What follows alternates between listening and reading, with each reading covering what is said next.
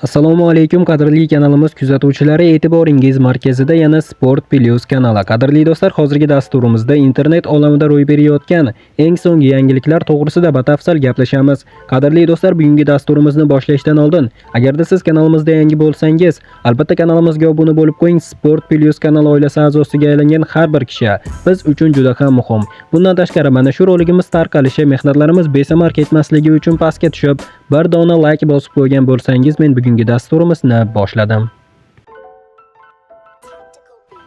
Qadrli do'stlar, dasturimizni asosiy xabar bilan boshlayman. Iltimos do'stlar, bunga befarq bo'lmang. Iloji bo'lsa kommentariyada o'z fikrlaringizni qoldirishingiz mumkin.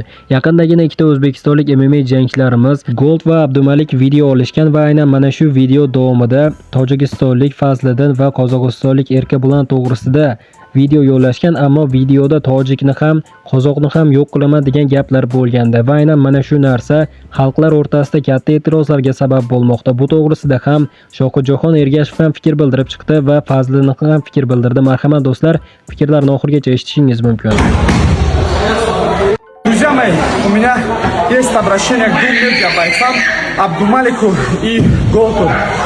Абдумалик, я не знаю, как у тебя язык вообще поворачивается после тех громких слов ты говорил. И 19 числа ты не появился на ХМО-арене. Мы должны были с тобой разделить октагон. В итоге ты воздух гонял и не вышел со мной. Так как я остался без соперника, я был готов пойти к тебе навстречу и разделить с тобой октагон на твоих условиях, не гоняя вес, и драться с тобой 2 раунда в стойке. Я профессиональный боец ММА, если хочешь кому-то что-то доказать, выйди со мной и по ММА реши вопрос. А к Голду у меня отдельный разговор.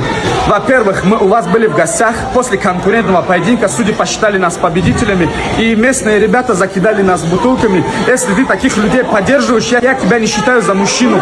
Сам кричишь налево-направо, достойные мужики. Где твое достоинство после этого? Задумайся об этом. Лига Октагон, вы знаете, что я всегда на связи. Если вы хотите, чтобы я с ними разобрался, присылайте мне контракт. Мне разницы нет, я могу за один вечер с 2 этими разобраться. Вы же знаете, что они гоняют воздух, а я всегда на деле доказываю. Поэтому всем мира и добра, всем ассаламу алейкум. Yana bitta narsa, ko'pchilik hozir yozib natsalar o'rtasiga urush tushirib qo'yishi mumkin. Shuna qilmanglar. Hozir men tojikni uraman, qozoqni men uraman. Unaqa bo'lmas kerak deb, просто sport.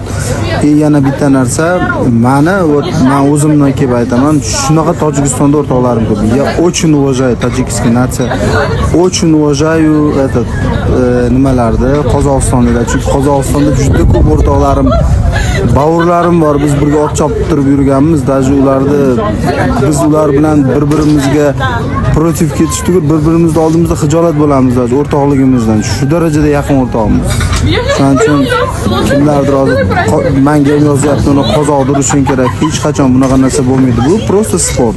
Bunaqa natsalar haqida gapirmaydi. Вообще неправильно.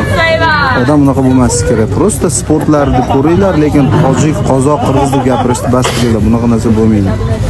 Mujika, yaxshimisizlar? Mana gilazma-gilaz bo'ldik, ko'rdinglar. Men bitta narsani aytib ketmoqchimanki, Humo arenaga o'zbeklardan ko'p qozoqlar ko'p. Sportsmenga birinchi boka, glamniy boka nima kerak? Bilasizlar, poddeshka kerak. Menga pul-mul hech narsasi ko'p qiziq emas. Menga bitta glamniysi poddeshka qiziq, poddeshka bo'lishi kerak. Humoga o'zbekistonliklar yo'q. Balki uni Erkabulanning bo'yi qiziqmasdir kelmagandir, lekin qozoq ko'pdir. Lekin men jang qilsam, xudo xolasa. Menga aytolmanki, yonimga poddeshka bo'linglar, qo'llab-quvvatlaylar, men shu chiqib buzib o'tiraman. Inshaalloh, Alloh dizmalar. Glamniysi Alloh xohlasa, inshaalloh, avvalo Alloh. Chiqib buzib o'tiraman.